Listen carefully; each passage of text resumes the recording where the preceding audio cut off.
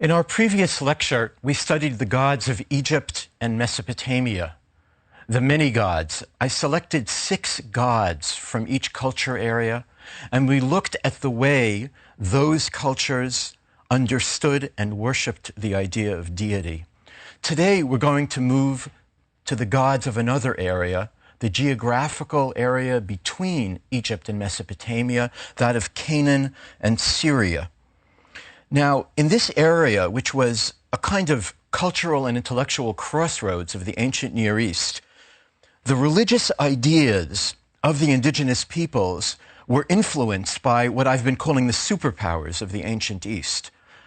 But with that influence, they developed their own particular beliefs and forms of worship. So we have both influence and indigenous form.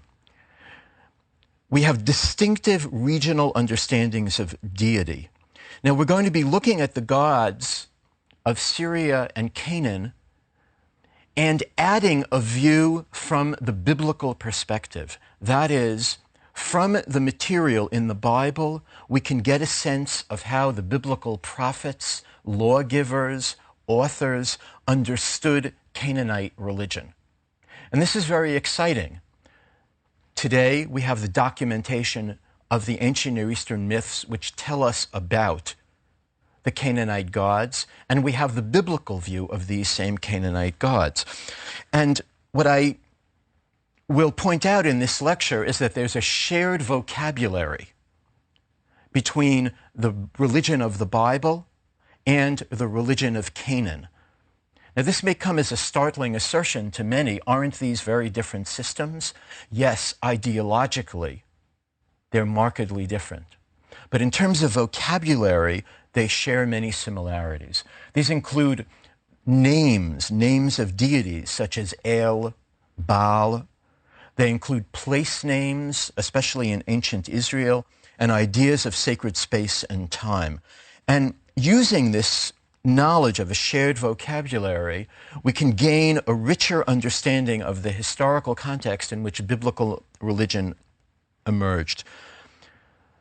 The Bible demonstrates a continuity with its ancient Near Eastern origins and a radical break with that same past. So in this lecture, we're going to see how the Bible reflects, interprets, and many would say distorts the ideas that the Canaanites had about deity and worship. Now, in general, the pantheon of the Canaanites and their system of beliefs generally were less complicated than those of the Mesopotamian civilizations. In Sumer, Akkad, and Babylon, the gods represented and mirrored the complexity of society. In Canaan, society was not as complex, and the gods and their relationships were not as complex. There were fewer gods, and they were understood to be more directly involved in the lives of their worshippers. You'll recall I spoke of Anu, the distant heaven god of the Mesopotamians. This is not a god in the Canaanite pantheon. The Canaanite idea was that the gods were intimately involved. Humans had to serve them, had to propitiate them, and one of the central ideas of their religious beliefs was that the gods had to be propitiated so that there would be rain. Without rain, there would be crop failure. Now, why, might you ask, is this any different than the situation in Mesopotamia and Egypt? In Egypt, the Nile provided, through its inundation, a constant source of food. In Mesopotamia, the Tigris and the Euphrates were used by the inhabitants through irrigation systems to produce crops. In the land of Israel, there was no such steady water supply. There was the Jordan River, but if you've visited the Jordan River, you'll know that it's actually a stream in many places, not a mighty river. Our great American humorist, Mark Twain, visited Palestine in the 1860s, and in his wonderful book, Innocents Abroad, He remarks about his disappointment when first seeing the Jordan River. He says, and I paraphrase, but I'm trying to catch his spirit, "As a child growing up along the Mississippi, I had a sense of what a great river was. The Jordan seems to me like a piddling stream." So if you've been there or if you read the accounts, you'll know that the Jordan cannot provide large-scale irrigation. So where do crops come from? In what way do the gods show their bounty? By bringing rain. So you must propitiate them, you must worship them, you must sacrifice to them. And this idea that the gods, or the one God, is the source of rain, we also find in the Hebrew Bible, but in a monotheistic form. One must behave, the nation as a whole must behave, in order that there be rain. Now, in our survey of Canaanite culture, I noted that Canaan was often dominated by one of the great powers or by one of the city-states. We mentioned Ebla and Ugarit. And much of what we know of Canaanite religion stems from two sources: from archaeology, the remains of the civilization, including the textual material, and from the Bible. So let us focus on the way the Bible saw this culture. The Bible condemns it. It speaks of the idolatry of the Canaanites, and it warns against the, quote, ensnarement in pagan practices. So by nature, this portrait is very negative. Archaeology presents us with the material culture and the mythological texts, and in contrast to the biblical view, we get a positive, affirming view of the culture and the religion. For a student of comparative religion and comparative culture, this is a very rich yield. We can look at the way that the Canaanite texts speak of El and Baal, and the way that the Hebrew texts speak of El and Baal. So let us focus on some biblical references to Baal, the Canaanite deity. His name appears many times in the Hebrew Bible in place names. One in the book of Samuel, Baal Perazim, is a place where the god was worshipped. And often these places mentioned in the Bible are in, using the biblical phrase, in high places. The gods of the Canaanites were worshipped at elevated spots. Now, there aren't big mountains in Canaan. There are hills, often gentle hills. On those hills, they would erect places of worship. In the Pentateuch, the 5 books of Moses, we read of Israelites worshiping the Baal at a place called Peor, or Baal Peor, the Baal of Peor. I should say that this word Baal in the Semitic languages means master or owner. It also has the connotation in later Hebrew of husband. Now, you can imagine that contemporary feminists have objected to this. Well, why should we have a word husband that in its earliest form means master or owner? So there have been alternatives, although they haven't really caught on, suggested for this word. But I want you to get the sense of this word Baal. It means master. So I'm reading from Numbers chapter 25.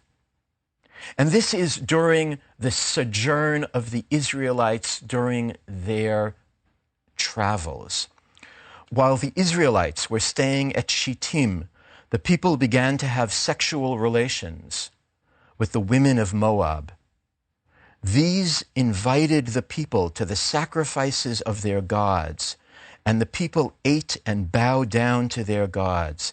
Thus Israel yoked itself to the Baal of Peor. And the Lord's anger was kindled against the Israelites.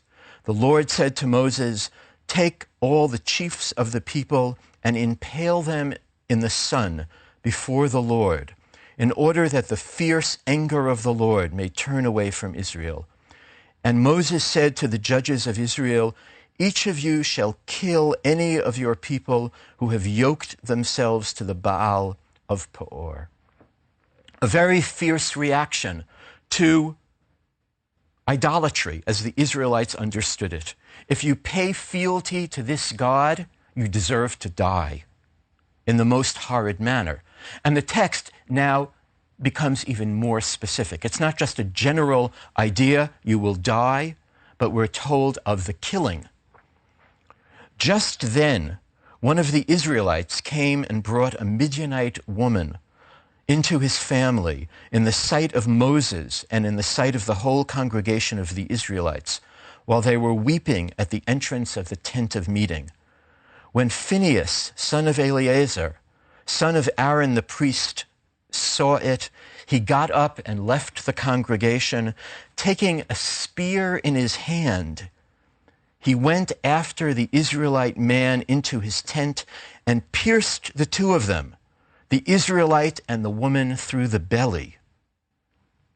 So the plague was stopped among the people of Israel.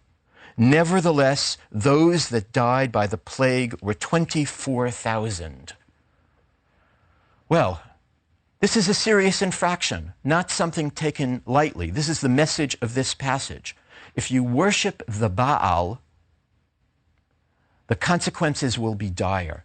What I would like to note here is that idolatry is, in the mind of the biblical author and in the mind of the prophets, here we're speaking of Moses, the father of the prophets, is linked to sexual license.